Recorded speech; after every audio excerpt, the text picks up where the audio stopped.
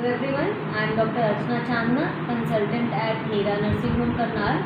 अगस्त का first week जो है वो ब्रेस्ट फीडिंग वीक के रूप में सेलिब्रेट किया जाता है। तो इस ओकेजन पर मैं आपको ब्रेस्ट फीडिंग के बारे में कुछ बताना चाहूँगी। सबसे पहले स्टार्ट करते हैं टाइमिंग ऑफ ब्रेस्ट फीडिंग कि जन्म के बाद कितनी देर के अंदर बच्चे को माँ का दूध स्टार्ट कर देना चाहिए, चाहे वो नॉर्मल डिलीवरी हो चाहे सिजेरियन हो। हमें जल्दी से जल्दी बच्चे को माँ का दूध देना चाहिए, preferably with in half an hour in normal delivery and with in 2 hours in caesarean. सबसे ज़्यादा इम्पॉर्टेंट है ये टाइमिंग ऑफ ब्रेस्ट फीडिंग, जो हम long term breast feeding establish करने के लिए इम्पॉर्टेंट है। तो इस बात का ध्यान रखना बहुत ज़रूरी है कि जल्दी से जल्दी बच्चे को माँ का दूध दिया जाए। दूसरी बात, माँ का पहला दूध। माँ का जो पहला दूध होता है वो थोड़ा सा पीले रंग का होता है और गाढ़ा होता है, जिसको हम कोलोस्ट्रम बोलते हैं। बहुत सारे लोगों के बीच में ये मिथ है कि ये दूध बच्चे के लिए हानिकारक है, पर इस मिथ को हमें दूर करना होगा। माँ का जो पहला दूध होता है वो बच्चे के लिए अति आवश्यक है। ये इसमें कार्बोहाइड्रेट, प्रोटीन, फैट जो है सब कुछ है वो बड़ी एडिक्वेट मात्रा में है, जो कि बच्चे के लिए ज़रूरी है। तो इसलिए ये दूध देना माँ का बच्चे को बहुत ज़रूरी है। इससे बच्चे की इम्यूनिटी बनने में बहुत सहायता होती है। तीसरी बात मैं आपको बताना चाहूँगी ब्रेस्ट फीडिंग के फ़ायदे। ब्रेस्ट फीडिंग के फ़ायदे जो है माँ के लिए भी है, बच्चे के लिए भी है और साथ साथ पूरी फैमिली के लिए भी हैं। सबसे पहले हम लेते हैं बच्चे के लिए ब्रेस्ट फीडिंग के फ़ायदे। बच्चे के लिए जो ब्रेस्ट फीड है उसमें जो एंटीबॉडीज़ होती हैं वो एडिक्वेट मात्रा में होती हैं। तो उससे इम्यूनिटी का मतलब है रोग से लड़ने की शक्ति। तो जो भी ब्रेस्ट फेड बेबीज़ होते हैं उनमें किसी भी तरह की जो बीमारियां हैं, जैसे कि डायरिया, वॉमिटिंग, कोई रेस्पिरेटरी इन्फेक्शन लाइक खांसी, जुकाम, बुखार, ये सब बहुत कम मात्रा में पाए गए हैं compare to bottle fed infants. दूसरी बात देखी जाए तो जो बच्चे की ग्रोथ है वो ब्रेस्ट फीडिंग लेने वाले बच्चों की ग्रोथ कंपेयर टू जो बॉटल फेड बच्चे हैं उनसे बेटर पाई गई है।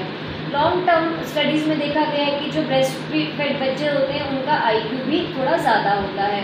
तीसरी बात, जो ब्रेस्ट फीडिंग फेड बच्चे होते हैं उनका जो इमोशनल स्टेबिलिटी है वो भी ज़्यादा पाई गई है। अगर हम देखे जाए, अब हम बताएंगे मदर के लिए ब्रेस्ट फीडिंग के फ़ायदे। बच्चे के साथ साथ मदर को भी फ़ायदे हैं। एक तो जब माँ बच्चे को दूध पिलाती है उससे बच्चे के साथ अटैचमेंट होती है। दूसरी बात, जो बच्चे प्रेगनेंसी के दौरान वेट गेन किया होता है वो वेट लूज करने में भी माँ को सहायता होती है।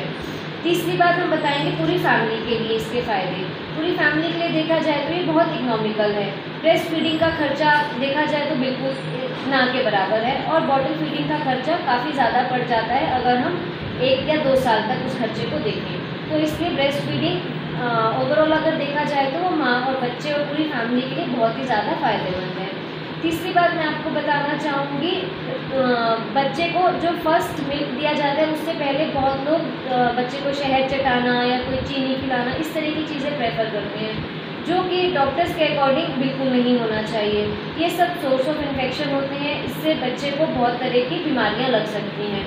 तो ये चीज़ें ना करके बच्चे को माँ का पहला दूध देना बहुत ज़रूरी है। अब बहुत सारी माँओं को लगता है कि ब्रेस्ट फीड कराना मुश्किल है और बॉटल फीड कराना आसान है, पर ये मिथ भी दूर किया जाना बहुत ज़रूरी है। बॉटल फीडिंग से बच्चे को बहुत सारे नुकसान हैं। बॉटल को आप कितनी भी अच्छे से साफ़ कर लीजिए, उसको स्टेरिलाइज कर लीजिए, पर फिर भी जो रिस्क ऑफ इन्फेक्शन है वो रहता ही रहता है। बच्चे की ग्रोथ भी कई बार रुक सकती है बॉटल फीडिंग की वजह से। और एक सबसे जो ज़रूरी बात है बहुत छोटे बच्चों में जो पाई गई है वो है निप्पल कन्फ्यूजन। जब हम एक बार बच्चे को माँ का दूध देते हैं, कभी बॉटल से दूध देते हैं, तो उसमें बच्चे को कन्फ्यूजन हो जाती है। उसको पता नहीं चलता कि वो निप्पल से पी रहा है या वो माँ का दूध पी रहा है। तो जो बॉटल वाली निप्पल है उससे उसको दूध पीना बहुत आसान होता है।